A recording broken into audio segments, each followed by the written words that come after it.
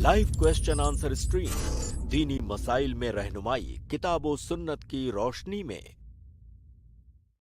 अस्सलामु अलैकुम व रहमतुल्लाहि व बरकातुहू। अल्हम्दुलिल्लाहि रब्बिल आलमीन वस्सलातु वस्सलामु अला रसूलिहिल करीम व मन तबिअहुम बि इहसान इला यौमिद्दीन, अम्मा बाद। मैं आप तमाम भाइयों और बहनों को खुशामदीद कहता हूँ हमारी आज की इस लाइव स्ट्रीम में। अल्हम्दुलिल्लाह हमारी ये लाइव क्वेश्चन एंड आंसर्स की स्ट्रीम है जो अल्हम्दुलिल्लाह हफ्ते में 5 दिन होती है, जिसमें आप लोगों को आपके सवालात के जवाबात किताब व सुन्नत की रोशनी में दिए जाते हैं। आप तमाम भाइयों और बहनों से गुजारिश है कि आप हमारी इस स्ट्रीम में इसी तरह हमारे साथ जुड़े रहें। साथ ही साथ हमारी इस लिंक को जो आप तक पहुंचती है जरूर अपने दूसरे भाई बहनों तक शेयर करें ताकि वो भी हमारे साथ स्ट्रीम में जुड़ करके फायदा उठा सके। तो आइए बिला ताखिर शेख मोहतरम डॉक्टर मोहम्मद नसीम मदनी हफिज़हुल्लाह को ऐड करते हैं, शेख मोहतरम का इस्तकबाल करते हैं और सवालात का सिलसिला शुरू करते हैं। अस्सलाम वालेकुम रहमतुल्लाहि व बरकातुहू। वालेकुम अस्सलाम व रहमतुल्लाहि व बरकातुहू। जज़ाकल्लाहु खैर शेख, वक्त देने के लिए। बारकल्लाहु फीकुम। इजाजत हो तो शेख सवालात का सिलसिला शुरू करते हैं। जी शुरू करते हैं, बिस्मिल्लाह। बहुत बहुत शुक्रिया। तो सवालात का सिलसिला हम लोग शुरू कर रहे हैं और अभी इंशाल्लाह कुछ सेकंड्स में हम लोग लिंक पेस्ट कर देंगे कमेंट में, तो वहां से आप लोग इंशाल्लाह ज्वाइन हो पाएंगे। जो लोग ज्वाइन हैं मैं उन लोगों को ऐड कर रहा हूं और उन लोगों के सवाल दे रहा हूं। सबसे पहले गेस्ट है मोहम्मद अजहर, मैं आपको ऐड कर रहा हूं, आप अपना सवाल करें। अस्सलाम वालेकुम। वालेकुम अस्सलाम व रहमतुल्लाहि व बरकातुहू। एक सूरह आले इमरान की वकज़ालिक जअलनाकुम उम्मतन वसतन लितकूनु शुहदा अलल नासी व यकूनु रसूलु अलैकुम शुहदा। तो इसमें हमारे मुस्लिम उम्मत को दूसरे उम्मतों पर गवाह बनाया गया है और रसूल सल्लल्लाहु अलैहि वसल्लम को उम्मत पर गवाह बनाया गया है। मतलब इसका क्या है मतलब? जी शेख। जी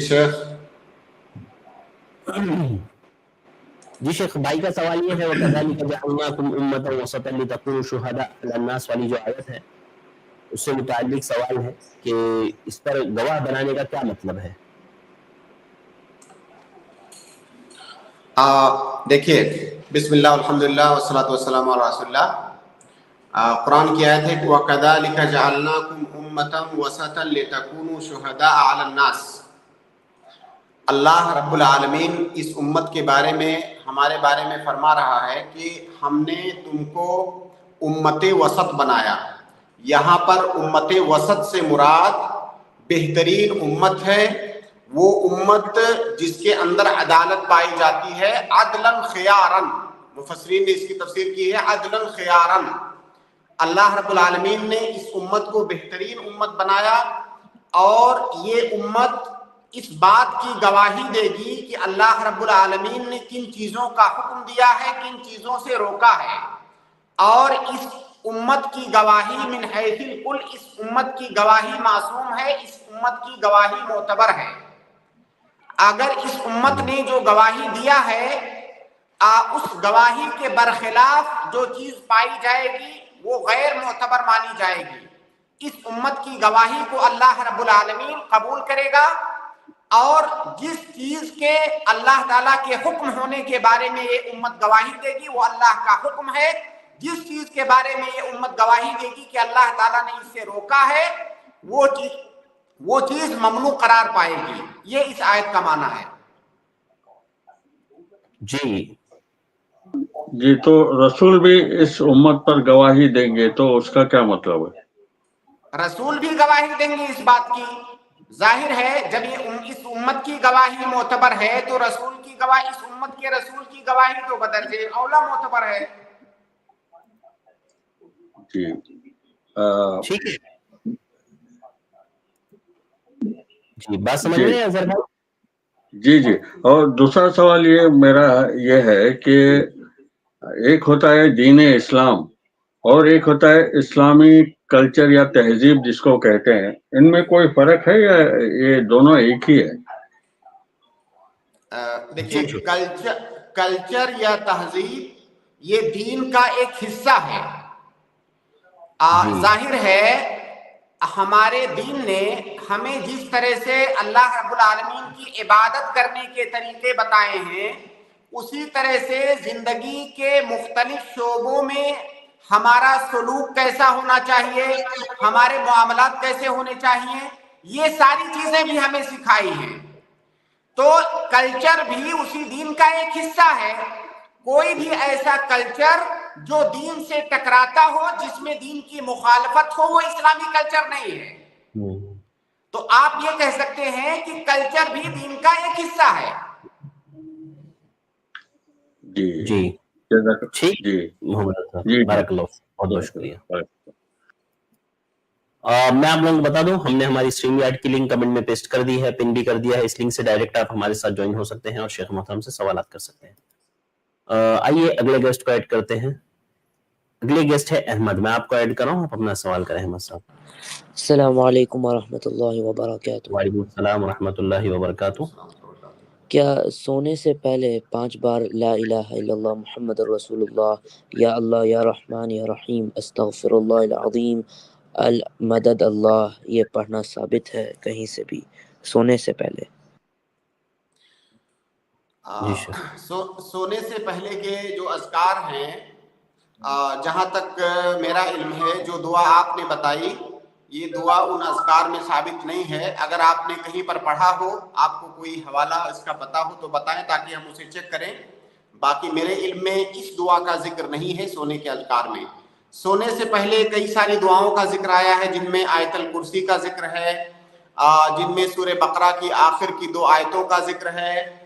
इसी तरह से 3 बार कुल हुवल्लाहु अहद, 3 बार कुल औज़ु बिरब्बिल फलक, 3 बार कुल औज़ु बिरब्बिन नास का जिक्र है। इसी तरह से अल्लाहुम्मा क़िनी अज़ाबका यौम तबअसु इबादका, इस दुआ का जिक्र है।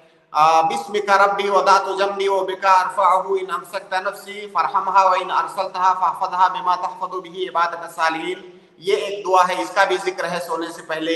इसी तरह से बिस्मिकल्लाहुम्मा अमूतु व अहया, इसका जिक्र है। और भी चंद दुआएं हैं जिनका जिक्र है।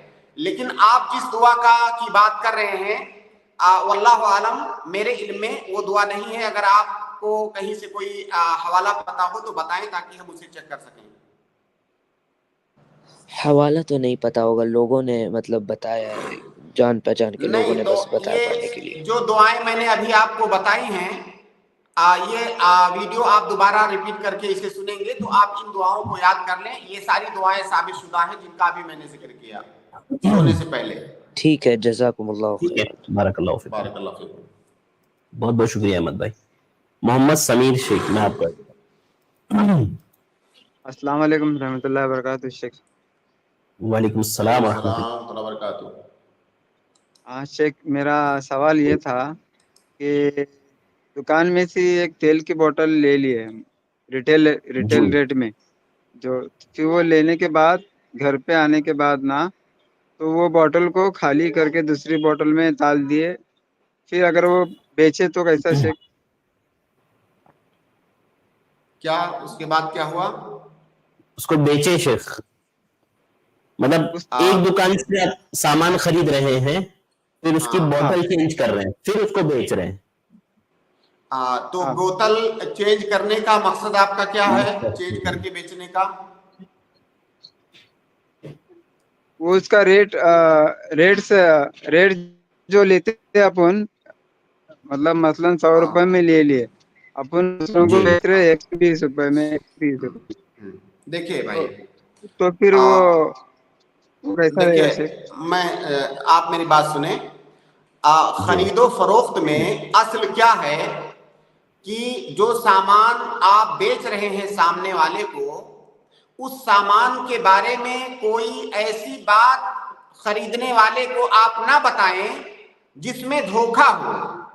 अगर उसमें धोखा है किसी भी तरह से, तो ये जायज नहीं है। जैसे मिसाल के तौर पर, आप कोई लोकल किसी कंपनी का सामान आपने लाया, अब उसको किसी ब्रांडेड कंपनी के डब्बे में आपने रख दिया घर में ला करके।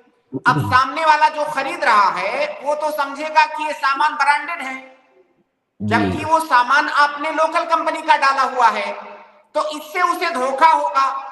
तो ये धोखा देना जायज नहीं है। हाँ, अगर आप उसे बता दें कि ये जो आप ब्रांडेड डब्बा देख रहे हैं, ये सामान ब्रांडेड नहीं है, یہ میں نے سامان اپنی طرف سے ڈالا ہوا ہے, یہ صرف ڈبہ برانڈیڈ ہے. اگر یہ چیز آپ بتا دیتے ہیں تو کوئی حرج کی بات نہیں ہے. بس خلاصہ یہ ایک لائن میں کہ سامنے والے کو اگر غلط فہمی میں آپ ڈال رہے ہیں, دھوکے میں ڈال رہے ہیں, تو جائز نہیں ہے. برانڈیڈ ڈبہ تو نہیں ہے, آیورویدک تیل ہے جو آواز کٹ رہی ہے بھائی آپ کی. جی بولیے سمیر. ٹھیک ہے سمیر بھائی موو ہو گئے ہیں. ٹھیک ہے وہ جی شیخ خان دیکھیے, میں یہ جو سوال بھائی نے کیا بہت ہی آسان ہے. ہر آدمی, ایک عام آدمی اس کو سمجھ سکتا ہے کہ جو سامان میں بیچ رہا ہوں, کیا جو سامان ہے سامنے والا وہی اس کو سمجھ رہا ہے, یا میرے لیول لگانے کی وجہ سے اس سے زیادہ اچھا سمجھ رہا ہے. اگر کوئی ایسی حرکت آپ کی طرف سے پائی جا رہی ہے کہ سامان کی جو حقیقت ہے, اس کی جو اصل کوالٹی ہے, وہ کوالٹی سامنے والے کی نگاہ میں چینج ہو جا رہی ہے آپ کی اس حرکت کی وجہ سے, تو یہ دھوکہ ہے. اور یہ کوئی عام سے عام آدمی سمجھ سکتا ہے کہ کیا سامنے والے کو میں دھوکہ دے رہا ہوں یا سچائی کے ساتھ اس کو بیچ رہا ہوں. اگر دھوکہ ہے تو جائز نہیں ہے, لیکن اگر اسے سب کچھ پتا ہے سامنے والے کو, پھر اس کی مرضی, وہ چاہے سستے میں خریدے مہنگے میں خریدے, کوئی مسئلہ نہیں ہے, بس اس کو ساری حقیقت پتا ہونی چاہیے. ٹھیک ہے شکریہ, واضح ہے, جزاک اللہ خیر. اس کے بعد میں اگلے گیسٹ کو ایڈ کر رہا ہوں, سسٹر شہناز. میں آپ کو ایڈ کروں, آپ اپنا سوال کریں. السلام علیکم شیخ. وعلیکم السلام ورحمۃ اللہ وبرکاتہ. شیخ میرا سوال یہ ہے کہ جیسے خلا کی عدت ایک حیض ہوتی ہے, لیکن اگر کوئی عورت حاملہ ہے اور 1 مہینے سے پہلے اگر مطلب وہ حاملہ ہو جاتی ہے, تو کیا اس وقت اس کی عدت ٹوٹ جائے گی یا عدت میں رہنا پڑے گا اسے؟ اگر اس نے خلا لیا حالت حمل میں اگر خلا لیا تو اس کی عدت وضع حمل ہے. جب تک وہ اس کے یہاں ولادت نہیں ہو جائے گی تب تک اس کی عدت ختم نہیں ہوگی. ایسا اس لیے ہے کہ عدت ختم کرنے کا مطلب یہ ہوا کہ اس کا کسی اور سے شادی کرنا جائز ہو جائے گا. جیسے ہی ہم یہ کہیں گے کہ عدت ختم, اس کا مطلب اس کا کسی اور سے شادی کرنا جائز ہو گیا. اب اس کے پیٹ میں کسی دوسرے پہلے شوہر کا بچہ ہے. اب جب پہلے شوہر کا بچہ ہے تو کسی اور مرد سے وہ شادی نہیں کر سکتی جب تک وہ بچہ پیٹ میں موجود ہے. لہٰذا اگر اس کے پیٹ میں حمل ہے تو جب تک وضع حمل نہ ہو تب تک اس کی عدت ختم نہیں ہوگی. واضح ہے. جی شیخ ایک اور سوال ہے چھوٹا سا. جی پوچھ لیجئے. شیخ میرا دوسرا سوال یہ ہے کہ جیسے حج بدل ہوتا ہے, تو اس طرح سے اگر کوئی عمرہ کرنا چاہے اور اس کے لیے تھوڑا مشقت ہو, تو وہ اپنی جگہ پر کسی اور کو عمرہ کروا سکتا ہے؟ اپنی طرف سے عمرہ کسی کو اس صورت میں کروا سکتا ہے جب وہ جسمانی طور سے معذور ہو اور خود سے عمرہ نہیں کر سکتا ہے, یا راستہ ایسا ہے کہ وہ وہاں تک نہیں پہنچ سکتا. جیسے راستے میں مان لیجئے حالت جنگ میں ہے, راستہ پرامن نہیں ہے, وہ نہیں جا سکتا وہاں پر, جبکہ وہ صحت مند تندرست ہے, اس کے باوجود بھی نہیں پہنچ سکتا کیونکہ راستے میں کچھ ایسے حالات ہیں. تو ایسی صورت میں کسی اور سے کروا سکتا ہے, یا وہ جسمانی طور سے معذور ہے تو دوسرے سے کروا سکتا ہے. اگر وہ جسمانی طور سے معذور نہیں ہے, وہاں تک جا سکتا ہے, راستہ بھی پرامن ہے, اب وہ سوچتا ہے کہ مجھے کرنے میں محنت ہے, مشقت ہے, اس لیے دوسرے سے کروا دوں, تو نہیں جائز ہے. اسی صورت میں جائز ہے جب وہ خود نہیں کر سکتا, معذور ہے. جی शेख ये मैं अपने लिए पूछ रही हूँ क्योंकि मैं ब्लाइंड हूँ और मतलब अब मुझे अपने साथ किसी को ले जाना पड़ेगा और मेरे पास अगर उतने पैसे ना हो, एक का ही अगर उतने पैसे हो कि उसमें एक को ही कर सकता है, तो इस कंडीशन में मैं अपनी जगह पर किसी और को करवा सकती हूँ जिसने उम्रा कर लिया हो बिल्कुल। पहले से अब अपना? हाँ, देखिए, अब इसका मतलब ये हुआ कि आपके पास मजबूरी है, आप माजूर हैं, क्योंकि आपको जाने के लिए पहली बात तो महरम की जरूरत है। आपके पास इतना पैसा नहीं है कि कोई महरम लेकर के आप जा सके। इसका मतलब ये हुआ कि आप माजूर हैं, महरम जा नहीं सकता क्योंकि आपकी इस्तेताअत नहीं है उसको ले जाने की, और कोई जा नहीं रहा है, तो ये उज्र हुआ आपके पास। ऐसी सूरत में आप दूसरे से करवा सकते हैं। जी शेख, वाज़ेह है। शुक्रान, जज़ाकल्लाह खैर। बारकल्लाहु फिकुम, बहुत बहुत शुक्रिया सिस्टर हमारे साथ ज्वाइन होने के लिए। इसके बाद मैं वालेकुम सलाम व रहमतुल्लाहि व बरकातहू। अगले गेस्ट खैर कादरी को ऐड कर रहा हूँ, आप अपना सवाल करें। अस्सलाम वालेकुम वरहमतुल्लाहि वबरकातुहू। वालेकुम अस्सलाम व रहमतुल्लाहि व बरकातहू। शेख, मेरे सवाल है कि एक भाई है अपने, वो कहीं मुलाजिमत करते थे, मतलब किसी बिल्डर के पास में, और वो बिल्डर जो है अपना एक फोन था वो भाई के पास में लाके रखते थे हमेशा, और उनको बोलते थे कि मेरे ये फोन के बारे में मेरे घर वालों को मत बताना कभी भी। जी अब उस इत्तेफाक ऐसा हुआ कि वो जो सेठ था, जो बिल्डर था, उसकी तबीयत अचानक खराब हो गई, तो जो ये भाई है मुलाजिम, ये जब उनसे मिलने गए और बोले भाई आपका फोन मेरे पास पड़ा हुआ है, तो इशारे से मना कर दिए क्योंकि घर वाले सब खड़े थे, बोले नहीं नहीं इधर बात मत करो। पता नहीं उनका क्या मामला, फोन में क्या है, अल्लाह आलम। अब इत्तेफाक ऐसा हुआ कि शेख 2-3 दिन बाद उनका इंतकाल हो गया और फोन इसी के पास पड़ा हुआ है। तो इसका पूछना है कि भाई अब ये फोन का मैं क्या करूं, उसके घर वालों को लौटाऊं कि उसने तो मना किया है कि मेरे घर वालों को मत लौटाना, उसका पर्दा रहेगा या क्या रहेगा उसका, अल्लाह आलम। और फिर दूसरा मतलब कि फिर वो उस फोन का करे क्या? जी शेख, जी शेख, मैं समझ नहीं सका बात भाई। मैं दोहरा देता हूँ शेख। भाई का सवाल ये है कि एक भाई ने किसी के पास फोन रखा अपना और कहा कि मेरे घर वालों को नहीं बताना। तो बीमार हो गए वो भाई, तो ये जिनके पास फोन रखा हुआ था वो मुलाकात के लिए गए, इयादत के लिए गए, तो उन्होंने फोन का जिक्र किया कि भाई आपका फोन मेरे पास रखा हुआ। तो उन्होंने इशारे से खामोश रहने के लिए कहा, चूंकि घर वाले वहां मौजूद थे, तो उन्होंने कहा अभी खामोश रहो, अभी मत बात करो इस बारे में। और करना ऐसा हुआ कि अल्लाह का करना ऐसा हुआ कि दूसरे दिन उनका इंतकाल हो गया। तो अब भाई का सवाल ये है कि फोन के साथ क्या किया जाए शेख? देखिए, असल तो यही है कि वो फोन उस इंसान की प्रॉपर्टी है और उसकी जो भी प्रॉपर्टी होगी वो उसके वारसा की मिल्कियत में चली जाएगी।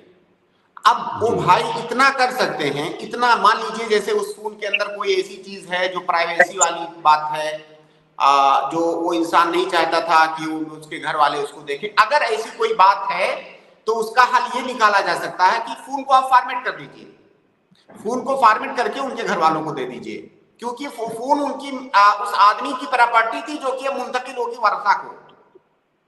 जी, लिहाजा उसको फोन को आप फॉर्मेट करके उनके घर वालों को दे दीजिए।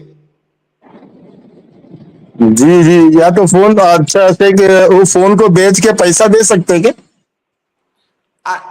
देखिए, असल तो ये है कि जो प्रॉपर्टी, असल प्रॉपर्टी आप उसी को लौटाएं, आप फोन बेचने क्यों जाएंगे? सबसे आसान तरीका है फोन को फॉर्मेट कर दीजिए। अगर आपको ये लगता है कि आपके दोस्त ने, आपके साथी ने अपनी कोई प्राइवेट चीज राज के तौर पर वो किसी को नहीं बताना चाहता था, उसलिए आपके पास रखा था, तो उस चीज को खत्म कर दें। जो चीज माने है तो वो प्राइवेसी का मसला नहीं रह जाएगा, तो उसको फॉर्मेट करके उनके घर वालों को दे दें कि ये उनका फोन है जो मेरे पास उन्होंने अमानत के तौर पर रखा था। अच्छा अच्छा अच्छा, हाँ यही बात हो सकती है। जी जी शेख, जज़ाकल्लाह जज़ाकल्लाह खैर। इसके बाद अगले गेस्ट है मोहम्मद अली। अस्सलाम वालेकुम शेख। वालेकुम अस्सलाम। जी शेख, मेरा सवाल ये है कि एक बार है ना, मैं एक्स मुस्लिम साहिल की स्ट्रीम में चले गया था। पता है आपको, नबी सल्लल्लाहु अलैहि वसल्लम की शान में बहुत गुस्ताखी करता है वो, तो मुझे बहुत गुस्सा आया, जज्बात में मैं चले गया, मुझे नहीं जाना चाहिए था। तो अभी आपको पता है कि वो कुछ स्ट्रीम का पार्ट कट शट करके वो लोग अपने चैनल पे डाल देते हैं, तो मेरा कुछ उन लोग ने पार्ट डाल दिया है। तो मेरा सवाल ये है कि जितने लोग उसको सुनेंगे तो गुनाह मुझे भी मिलेगा? دیکھیے گناہ اس وقت ملتا ہے جب آدمی نے کوئی غلطی کیا ہو اور اس سے توبہ نہ کرے. اگر جیسے کوئی آدمی کسی گناہ کا سبب بنا اور وہ توبہ نہ کرے تو اسے گناہ ملے گا, لیکن اگر اس نے توبہ کر لیا تو پھر اس کا گناہ اسے نہیں ملے گا. آپ سے اگر آپ نے, مجھے نہیں معلوم وہاں جا کر کے آپ نے کیا بولا, اگر آپ نے کوئی غلطی کی ہے وہاں پر جا کر کے آپ اس سے توبہ کر لیجئے اور آئندہ اس جو ہے اس طرح کی غلطی مت دہرائیے. جی نہیں, غلطی تو نہیں, بس اپنے دین کو تھوڑا بہت ڈیفینڈ کیا شیخ. نہیں تو پھر اگر آپ نے ڈیفینڈ کیا تو پھر یہ تو کوئی غلطی نہیں ہے, تو پھر آپ کو کیوں گناہ ملے گا؟ جی جی جی لیکن جی. سر اور دیکھیے دوسرا سوال یہ ہے کہ شیخ, جی جی شیخ, دوسرا سوال یہ ہے کہ ہمارا دین بہت آسان ہے, اس کا اصل مطلب کیا ہے؟ کیونکہ ہم ایک جگہ دیکھتے ہیں کہ علماء بہت محنت کرتے ہیں, ایک ایک حدیث کو سمجھنے میں بہت ٹائم لگتا ہے, عام انسان کے بس کی بات نہیں ہے, اور آخرت میں بھی پل صراط کا راستہ اتنا بہت مشکل ہے. تو دین آسان ہے, اس سے اصل مراد کیا ہے شیخ؟ دین آسان ہے, بہت اچھا سوال آپ نے پوچھا ہے. جی اور یہ سوال ایسا ہے کہ دین آسان ہے, اس اصطلاح کا اتنا غلط استعمال کیا جاتا ہے اس زمانے میں. قرآن کی کئی ساری آیتیں ہیں اس بارے میں, وَمَا جَعَلَ عَلَيْكُمْ فِي الدِّينِ مِنْ حَرَجٍ, اور بھی اس معنی کی کئی آیتیں ہیں کہ اللہ رب العالمین نے دین میں کوئی مشقت نہیں رکھی, دین کو آسان بنایا. اس کا بہت سارے لوگ غلط مطلب سمجھ کر کے اس کا غلط استعمال کرتے ہیں. عام طور سے اس کا مطلب جو سمجھتے ہیں لوگ وہ یہ ہے, جو لوگ سمجھتے ہیں, صحیح مطلب میں نہیں بتا رہا ہوں ابھی, جو لوگ بہت سارے سمجھتے ہیں کہ دین آسان ہے, اس کا مطلب دین کے جس حکم پر چاہو, جس طرح سے چاہو عمل کرو, جس طرح سے چاہو عمل نہ کرو. جو آپ کو تھوڑا بھاری لگے اس کو چھوڑ دو اور اپنی آسانی کے اعتبار سے اس کو موڈیفائی کر کے اس پر عمل کر لو, کیونکہ دین آسان ہے. جب بھی جہاں پر بھی کوئی مشقت ہوتی ہے, کوئی پریشانی آتی ہے, یا اپنے خواہشات کے موافق کوئی حکم نہیں ہوتا ہے, تو وہاں پر کہتے ہیں کہ دین آسان ہے, جیسے چاہو ویسے عمل کر لو. یہ بالکل غلط ہے. دین آسان ہے کا صحیح معنی کیا ہے؟ دین کے اندر دو طرح کی آسانیاں ہیں. دین کے اندر دو طرح کی آسانیاں ہیں. ایک آسانی وہ ہے جو اللہ رب العالمین نے دین کے احکام میں اصل میں رکھا ہے, یعنی اصلاً دین کے احکام میں آسانیاں ہیں. مطلب یہ کہ دین کا کوئی بھی حکم ایسا نہیں ہے, اللہ تعالیٰ نے کسی بھی ایسی چیز کا مطالبہ ہم انسانوں سے نہیں کیا ہے جس کو ہم کر نہ سکیں. اگر اللہ رب العالمین ہم سے کوئی ایسی چیز کا مطالبہ کرتا جو ہمارے بس کی بات نہیں ہے تو کہا جاتا کہ یہ دین مشکل ہے. لیکن ہمارے دین میں کوئی ایسا حکم نہیں ہے جس کو ہم انسان آسانی کے ساتھ نہ کر سکیں. اب اگر کوئی آدمی آسانی کا یہ مطلب سمجھتا ہے کہ اس کو کرنے میں کوئی محنت نہ ہو, تو آسانی کا یہ مطلب نہیں ہے. دنیا کے اندر کوئی ایسا کام نہیں ہے جس میں محنت نہیں ہے. اب میں دیکھیے آپ کے سامنے بول رہا ہوں, کیا بولنے میں مجھے محنت لگ رہی ہے کہ نہیں؟ لیکن یہاں پر یہ نہیں کہیں گے کہ یہ بولنا ناممکن ہے, یہ انسان نہیں کر سکتا. یہاں تک کہ آپ اسٹریم میں آئے ہو, اس اسٹریم میں آنے میں بھی آپ کو مشقت ہے.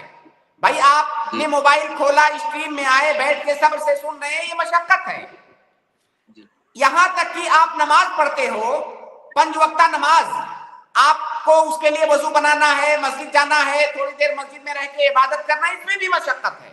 یہاں تک کہ آپ کھانا کھاتے ہو, کھانا کھانا, پانی پینا, اس میں بھی مشقت ہے. تو ہمارے دین میں مشقت نہیں ہے کا مطلب یہ ہے کہ ایسی مشقت نہیں ہے جس کو ہم اٹھا نہ سکیں, ورنہ دنیا کے اندر ہر کام میں مشقت ہے. تو ایسی مشقت دین کے اندر نہیں ہے جس کا اٹھانا انسانوں کے لیے ناممکن ہو. تو دین کے احکام آسان ہے کا مطلب یہ ہے کہ کوئی حکم ایسا نہیں ہے جس کو ہم انسان نہ کر سکیں. یہ آسانی کا پہلا مطلب ہے. یہ پہلی طرح کی آسانی ہوئی. دوسری طرح کی آسانی یہ ہے کہ اول تو جیسا میں نے ذکر کیا کہ دین کے تمام احکام آسان ہیں اور ہمارے دسترس میں ہیں، ہم آسانی کے ساتھ کر سکتے ہیں، لیکن کبھی کبھار کچھ ایمرجنسی کے ایسے حالات پیدا ہوتے ہیں کہ اس آسان حکم پر عمل کرنا بھی ہمارے لیے ممکن نہیں ہوتا ہے. جیسے روزہ رکھنا رمضان کا، ایک سال میں صرف 1 مہینے کا روزہ رکھنا ہے، آسان ہے، لیکن کبھی کبھار ایسا ہوتا ہے کہ آپ کے لیے وہ روزہ رکھنا بھی ممکن نہیں ہوتا ہے یا مشکل ہو جاتا ہے. جیسے آپ بیمار ہو، اب آپ بیمار ہو گئے تو وہ روزہ جو آپ کے لیے آسان تھا وہ بھی اب مشکل ہو گیا. اب یہاں پر آپ کو سیکنڈ آسانی ملے گی کہ آپ کو اللہ رب العالمین یہ رخصت دیتا ہے کہ روزہ توڑ لو، روزہ بعد میں رکھ لینا. یہ آسانی در آسانی ہوئی. آپ کے اوپر صرف 5 وقت کی نمازیں فرض ہیں. نماز یا تو 4 رکعت ہے، 2 رکعت ہے، 3 رکعت ہے.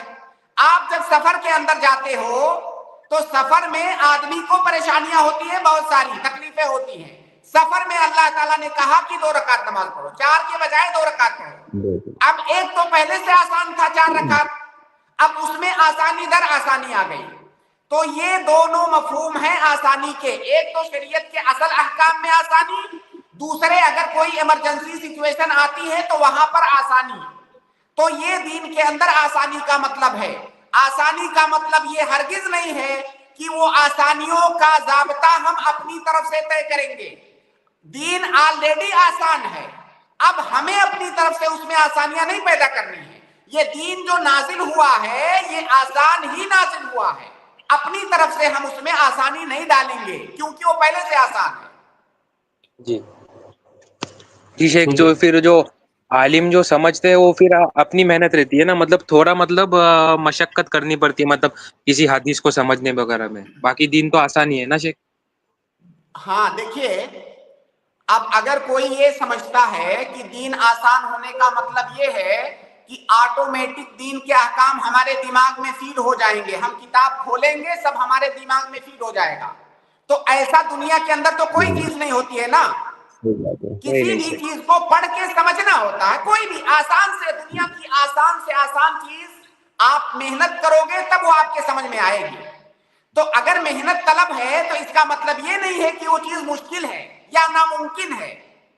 تو میں نے جیسے مثال دیا کہ بھائی کھانا کھانے تک میں محنت ہے، کھانا بھی بغیر محنت کے آپ نہیں کھا سکتے ہو، تو دین کا علم بغیر محنت کے کیسے سیکھ سکتے ہو؟ تو محنت ہونے کا مطلب یہ نہیں ہے کہ دین جو ہے سیکھنا ناممکن ہے.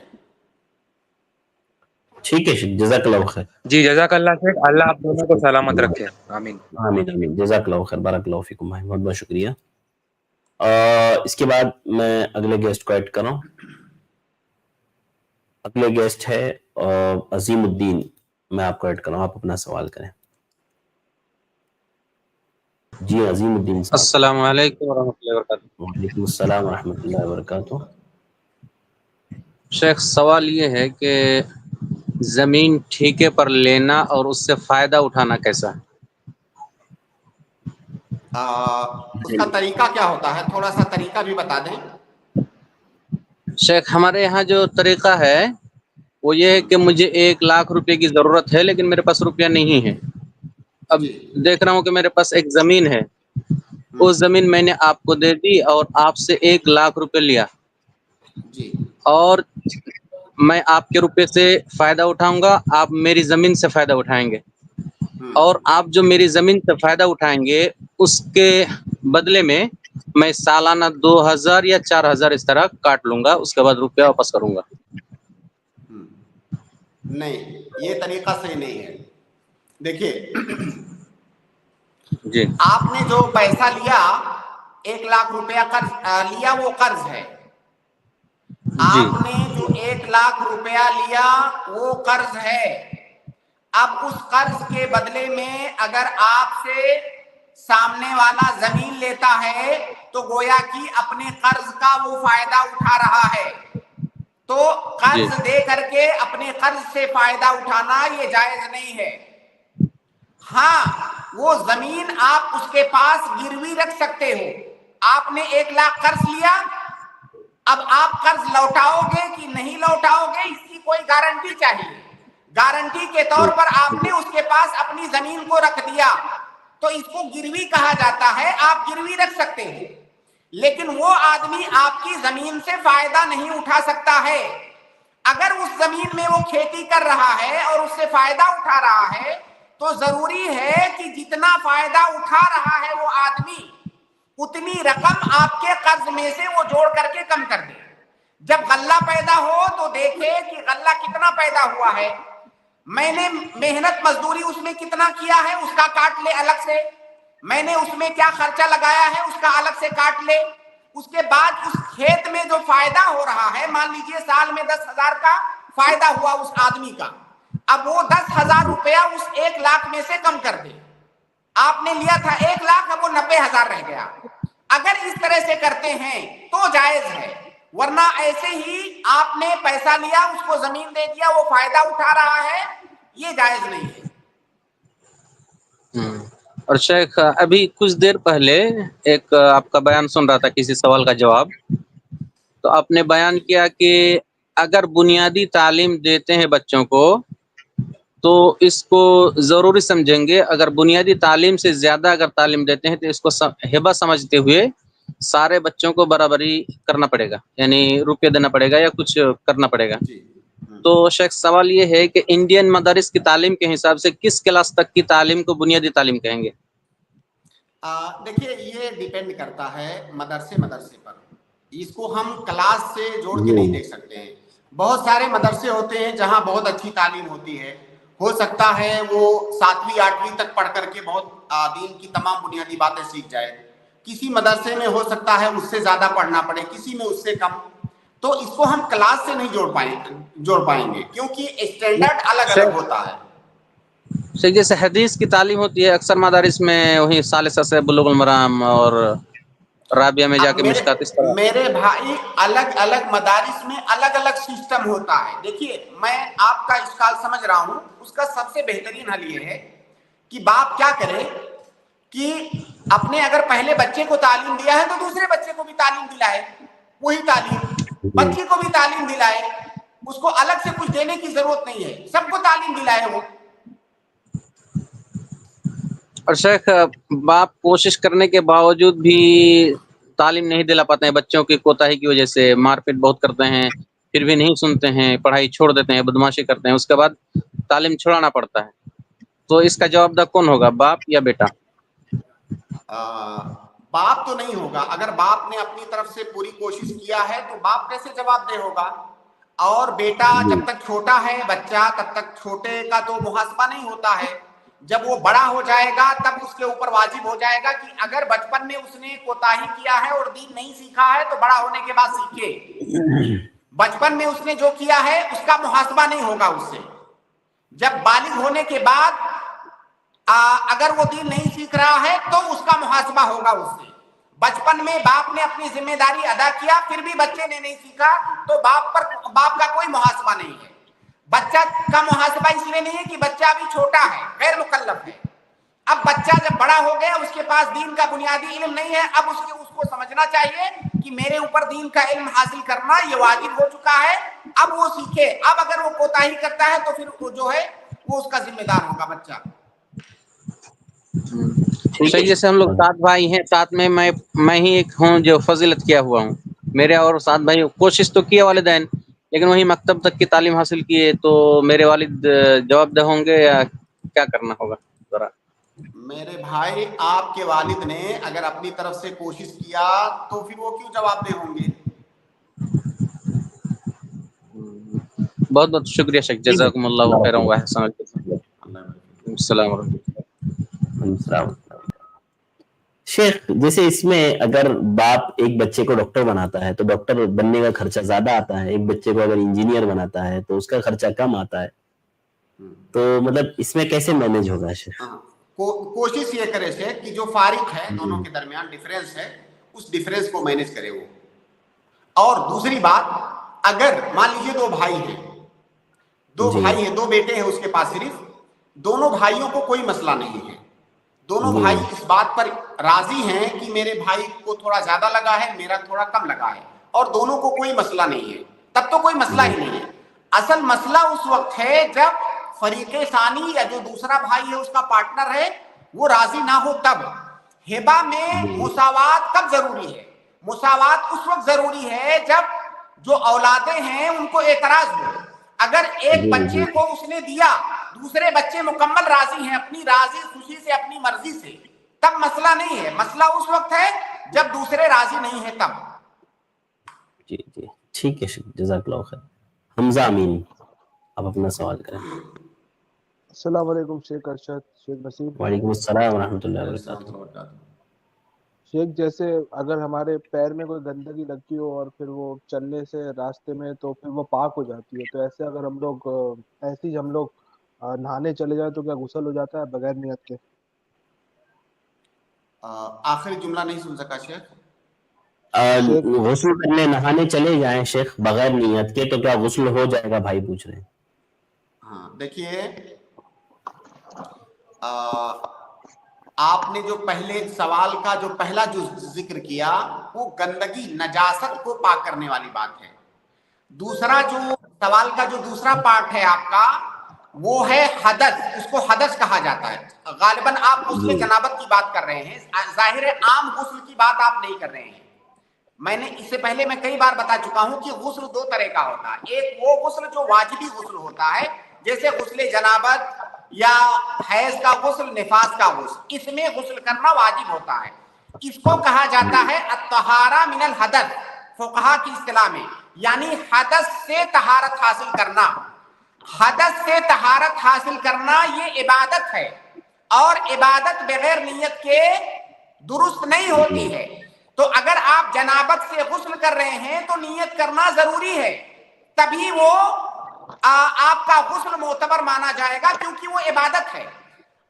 सवाल के पहले हिस्से में आपने जो कहा कि गंदगी लगी है, उसको तहारा मिनन नजस कहते हैं। तहारत मिनन नजस ये इबादत नहीं है। तहारा मिनन नजस में नियत की जरूरत नहीं है, उसमें असल ये है कि वो जो नजासत है वो खत्म हो जाए बस, तो उसमें नियत जरूरी नहीं है। तहारा मिनल हदस में नियत जरूरी है, तो दोनों में फर्क है। ठीक है शेख, और सवाल कर लूं? हाँ पूछ लीजिए। शेख जैसे अगर कोई सफ में से नमाज के दौरान कोई सफ में से निकल जाता है तो लाइन पूरी कौन करेगा? जो इमाम के जो करीब है वो खड़ा होगा या जो पहले सफ में आया? जैसे अगर कोई सफ, किसी ने सफ अगर पहले बना दी है, वो इमाम से दूर खड़ा हुआ है, हमें सबको ज्वाइन करना है तो हमने उसको ज्वाइन कर दिया। अब वो बच्चे हैं तो वो खेलते खेलते सबसे निकल गए, तो बीच में एक गैप हो गया, तो गैप को मैं फिल करूंगा क्योंकि सफ जो जिन्होंने सफ शुरू में आए थे वो मेरे से पहले आए, या इमाम के करीब मैं ज्यादा खड़ा हूँ, या वो सब पूरी करेंगे? सवाल क्लियर हुआ क्या? इमाम से जो करीब खड़ा है वो कैसे सब पूरी कर सकता है? या तो साइड में जो जिनके दरमियान में गैप है, या तो वो अपने पैरों को मिला देंगे, या तो कोई नया शख्स उसमें आकर के खड़ा हो जाएगा। इमाम के करीब वाला शख्स वहां कैसे जाएगा? शेख जैसे इमाम के ज्यादा करीब मैं हूँ, लेकिन मैंने सफ कंप्लीट कर दी थी। मैं बहुत देर में आया, वो पहले खड़े हुए थे सब, जो वो लोग उन्होंने क्या किया, गलती करी, इमाम से दूर थोड़ी सब बना दी, तो मुझे सबको ज्वाइन करना है। मैंने सब ज्वाइन कर ली। अब कोई बच्चा था, वो खेलते खेलते सफ से निकल गया, तो सफ में गैप हो गया, तो हमें गैप को कंप्लीट करना है ना। हाँ। तो अगर कोई तो मैं उस बच्चे के करीब जाऊंगा तो इमाम से दूर हो जाऊंगा, लेकिन वो बच्चा मेरे से पहले खड़ा हुआ था, तो क्या मुझे उसके पास जाना है? नहीं, जब इमाम से दूर लोगों ने सब बना ली है तो आप कैसे इमाम से करीब पहुंच गए? शाहरुख भाई, हमजा अमीन भाई, आप समझ रहे हैं? जब लोगों ने इमाम से दूर सब बना ली है तो आप कैसे इमाम से पहुंच गए? क्योंकि आपका सवाल इस तरह हो सकता है कि भाई जो खला रह गई है उसको कौन पूर्ण करेगा? क्या वो शख्स साइड में हट जाएगा, या पीछे से कोई नया शख्स आकर के खड़ा हो सकता है सफ में और जगह को पूर्ण कर सकता है? शेख अरशद, मेरे बोलने का मतलब ये था कि मैं अभी इमाम से ज्यादा करीब हूँ। अगर मैं उस सफ को अगर मैं और कंप्लीट करूंगा, लेफ्ट की तरफ या राइट की तरफ जाऊंगा, तो मैं और दूर हो जाऊंगा इमाम से। तो क्या उसको जो मेरे से इन शॉर्ट ये ना, सफ जो बनी हुई है उसमें से अगर कोई बच्चा निकल जाए तो इमाम की तरफ वाले यानी जिस तरफ से बच्चा निकला है तो ये साइड वाले यानी इमाम की तरफ वाले हटकर सफ मुकम्मल करेंगे, या वो दीवार की तरफ जो लोग खड़े हुए हैं वो थोड़ा सा हट करके इधर अपनी सफ को क्लियर करेंगे? ये असल में भाई का सवाल है। यानी पहली सफ से कोई आदमी निकल गया, पहली सफ से जी जगह खाली हो गई जी, अब जो उसके साइड वाले लोग हैं अगर वो थोड़ा थोड़ा सा खिसक करके सफ को कंप्लीट करेंगे तो इसका मतलब ये होगा कि सफ में जितने लोग हैं सबको हरकत करना पड़ेगा थोड़ा थोड़ा जी। तो इससे बेहतर ये है कि दूसरी सफ में जो आदमी खड़ा है वो आगे हो जाए, एक आदमी। अब दूसरी सफ में जगह खाली हुई तो तीसरी सफ का कोई आदमी आगे बढ़ जाए। इस तरह से चंद लोगों के आगे बढ़ने से सफे कंप्लीट हो जाएंगी।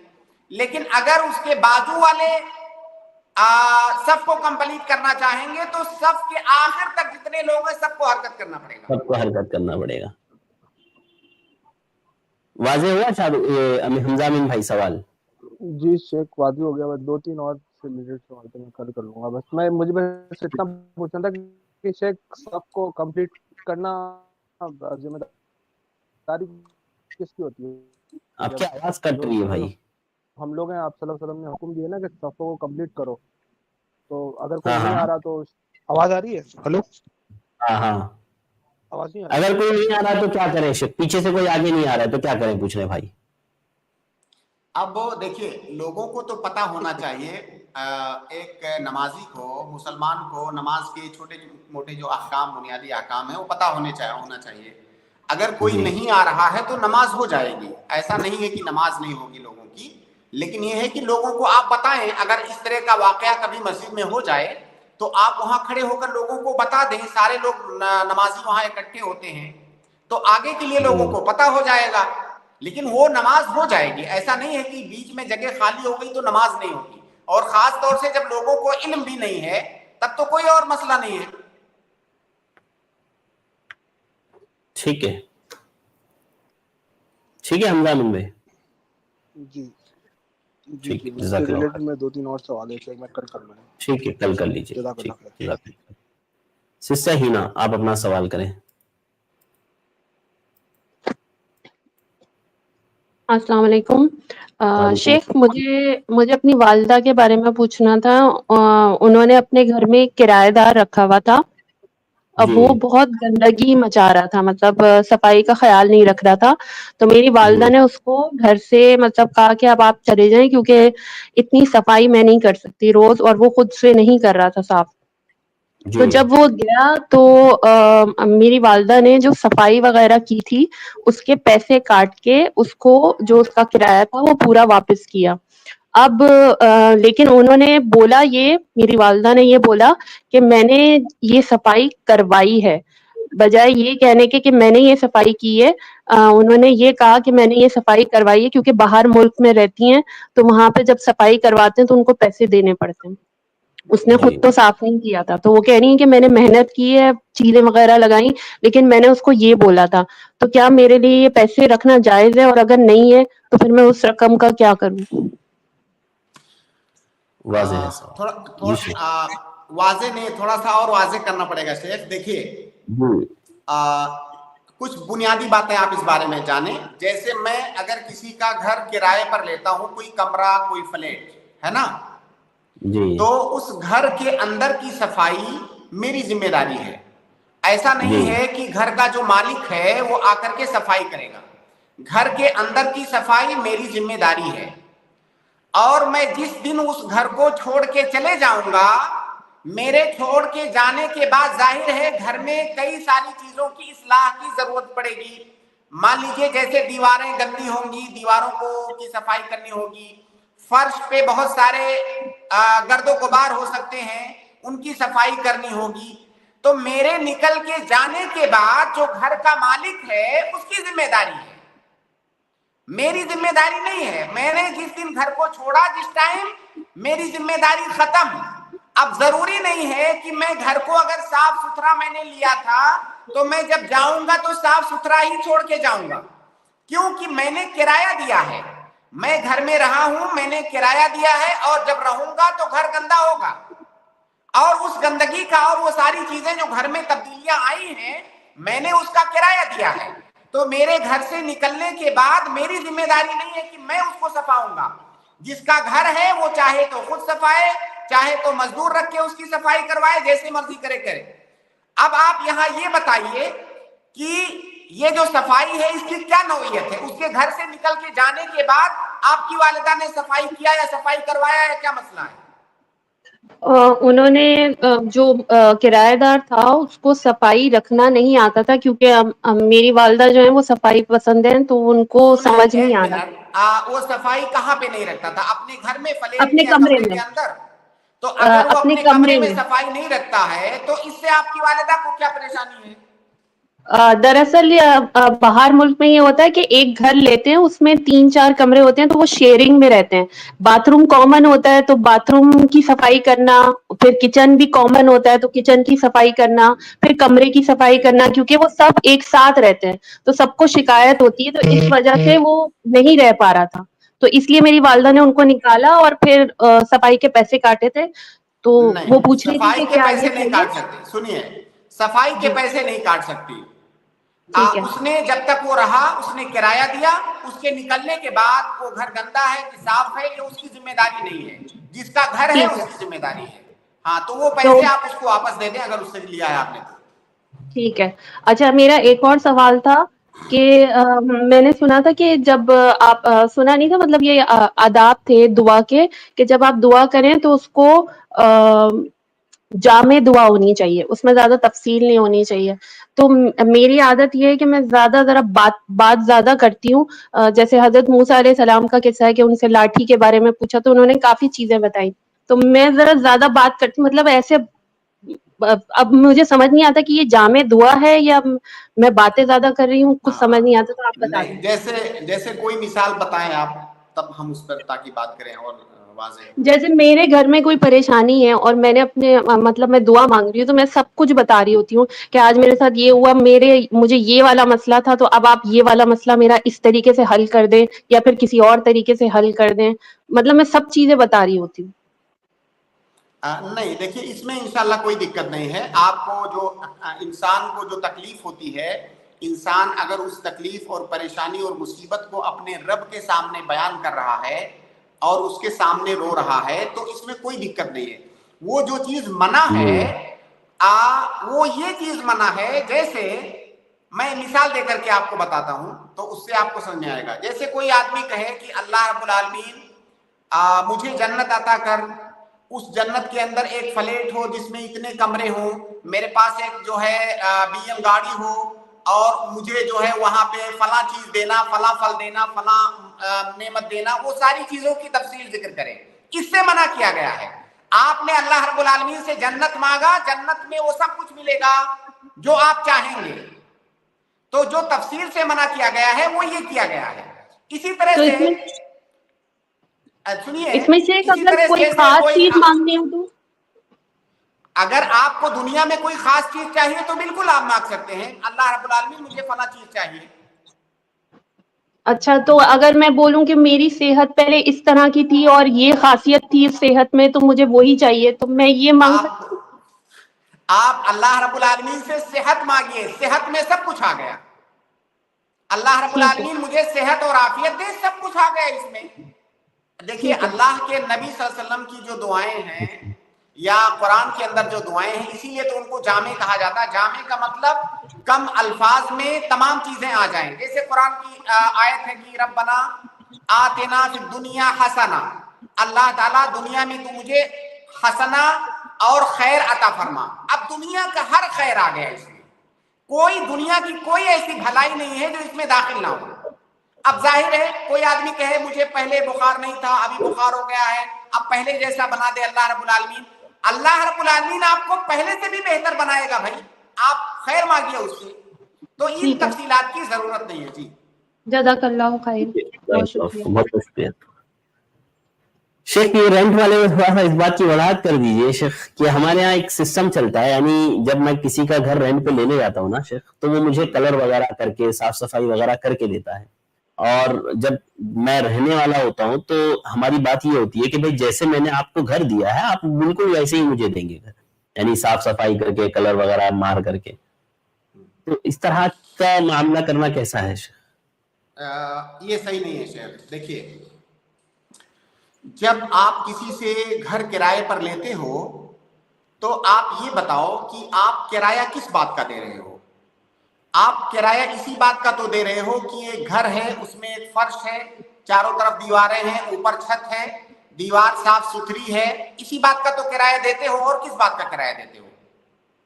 تو اس گھر کی جو بیسک چیزیں ہیں, بیسک چیزیں جن کے بغیر گھر نہیں ہوتا ہے, دیواریں, دیواروں پر کلر, نیچے فرش, یہ گھر کی بیسک چیزیں ہیں.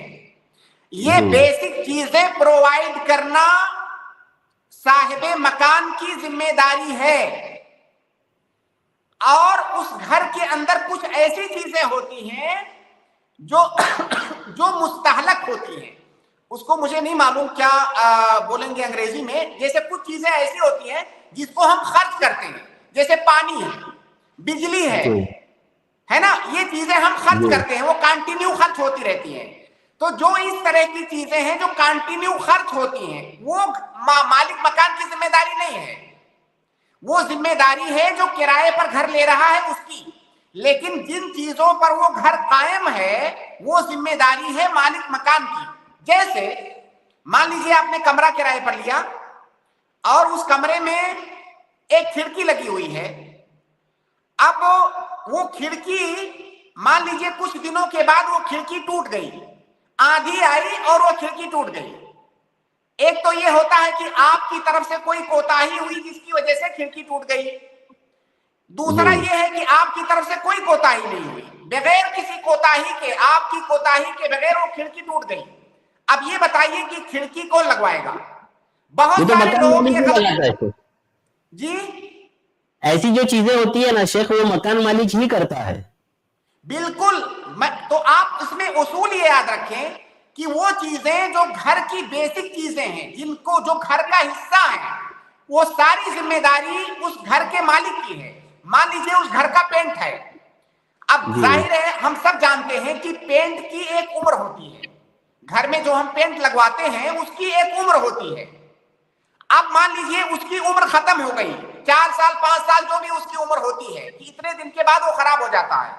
اب اتنے دنوں کے بعد جو مالک مکان ہے وہ پینٹ دوبارہ لگوا کے دے گا. وہ کرایہ کس بات کا لے رہا ہے؟ اسی بات کا تو کرایہ لے رہا ہے. تو وہ جو گھر کرایہ پر لیا ہے وہ نہیں کرے گا. ہاں, گھر میں جو آدمی کوڑا مچا رہا ہے وہ کوڑا گھر والا نہیں صاف کرے گا, کیونکہ کوڑا گھر کا حصہ نہیں ہے. وہ صفائی کرنا آپ کی ذمہ داری ہے. تو یہ بیسک آپ اصول یاد رکھیں کہ وہ چیزیں جو گھر کا بیسک بنیادی حصہ ہیں ان کی تمام ذمہ داری گھر والے پر ہے, اور باقی جو چیزیں اس گھر میں عارضی ہیں ان کی ذمہ داری کرایہ دار کی ہے. اور گھر میں توڑ پھوڑ ہو جائے شیخ, تو اگر وہ توڑ پھوڑ یہ جو کرایہ دار ہے اپنی کمی سے کر رہا ہے, اس کے بچے جو ہے گھر میں بلہ کھیل رہے ہیں, ہے نا, کھڑکی توڑ دے رہے ہیں, تو یہ تو اس کی خرابی ہے, تو یہ اس کو بھرے گا. لیکن کچھ چیزیں ایسی ہوتی ہیں, مان لیجیے جیسے گھر میں پنکھا لگا ہے. اب ظاہر ہے پنکھے کی ایک عمر ہوتی ہے. اب اتنے دنوں کے بعد وہ پنکھا خراب ہو جاتا ہے. اب وہ پنکھا دوبارہ لگوا کے دے گا, گھر کا جو مالک ہے وہ پنکھا دوبارہ لگوائے گا. لیکن اگر اس نے اپنی کسی وجہ سے پنکھے میں کچھ کھولا اور کچھ کیا, پنکھا خراب ہو گیا, تو خود لگوائے گا. تو یہ اصول آپ یاد رکھیں. اسی بنیاد پر جو ہے کرائے کے گھر یا اس طرح کی جو بھی چیزیں ہیں, جیسے مان لیجیے گاڑی ہم کرائے پر لیتے ہیں, گاڑی رینٹ پر لیتے ہیں, ابھی تو سسٹم چلتا ہے شہروں میں, گاڑی رینٹ پر آپ لے کر کے کہیں گئے. اب آپ بتائیے کہ گاڑی کے اندر کون سی چیزیں عارضی ہوتی ہیں, مستہلک ہوتی ہیں, اور کون سی چیزیں گاڑی کا مستقل حصہ ہوتی ہیں. جیسے گاڑی کے جو پارٹ ہیں, گاڑی کے پارٹس ہیں وہ گاڑی کا مستقل حصہ ہیں. گاڑی کا کوئی پارٹ خراب ہوگا تو گاڑی کا جو مالک ہے وہ ذمہ دار ہوگا. گاڑی کے اندر پیٹرول ختم ہوگا, میں ذمہ دار ہوں گا. ٹھیک ہے. ہاں, اگر میں نے گاڑی لے جا کر کہیں ٹھوک دیا اپنی غلطی سے تو پھر میں ذمہ دار ہوں گا. اگر میں نے اپنی طرف سے کوئی غلطی نہیں کیا, گاڑی پنکچر ہو گئی چلتے چلتے, اب وہ گاڑی پنکچر وہی بنوائے گا جو گاڑی کا مالک ہے. ٹھیک ہے شیخ, جزاک اللہ خیر, بارک اللہ فیکم. بہت بہت شکریہ شیخ, وقت چونکہ ہمارا ہو گیا ہے تو یہیں پر آج کی اس اسٹریم کو ہم لوگ ختم کرتے ہیں. جزاک اللہ خیر شیخ وقت دینے کے لیے. شیخ میں آپ کو ابھی واٹس ایپ پر میں نے ایک 2 پیج بھیجا ہے, تو اگر آپ کے پاس جو ناظرین ہیں ان کا کوئی گروپ ہو تو اس میں آپ یہ دونوں پیج بھیج دیں. یہ رات کے وقت سونے سے پہلے کی دعائیں ہیں, تو میرے خیال سے اس سے لوگوں کو فائدہ ہوگا. اس میں میں نے جو ہے محقق انداز میں ان دعاؤں کو جمع کر دیا ہے, تو اس کو آپ شیئر کر دیں آپ کے پاس جو گروپ ہو. جی شیخ, سارے گروپ میں انشاءاللہ ہم لوگ شیئر کروا دیں گے. اوکے, جزاک اللہ خیر شیخ, بارک اللہ فیکم. بہت بہت شکریہ شیخ وقت دینے کے لیے. انشاءاللہ کل ملاقات ہوگی. السلام علیکم. اس کے بعد میں اپنے تمام بھائیوں اور بہنوں کا شکر گزار ہوں. الحمدللہ آپ لوگ ہمارے ساتھ جڑے رہے ہیں, آپ نے سوالات کی, امید کرتے ہیں آپ کو تشفی بخش جوابات ملے ہوں گے. آج کے لیے بس اتنا ہی, مجھے دیجیے اجازت. انشاءاللہ کل کی اسٹریم میں دوبارہ ملاقات ہوگی, اور جانے سے پہلے آپ لوگوں سے گزارش ہے کہ ضرور ہماری اس اسٹریم کو اپنے دوسرے بھائی بہنوں تک شیئر کیجیے, تاکہ وہ بھی ہمارے ساتھ جوائن ہو کر کے اس اسٹریم سے فائدہ اٹھا سکے. آج کے لیے بس اتنا ہی, مجھے دیجیے اجازت. انشاءاللہ پھر ملاقات ہوگی. السلام علیکم ورحمۃ اللہ وبرکاتہ.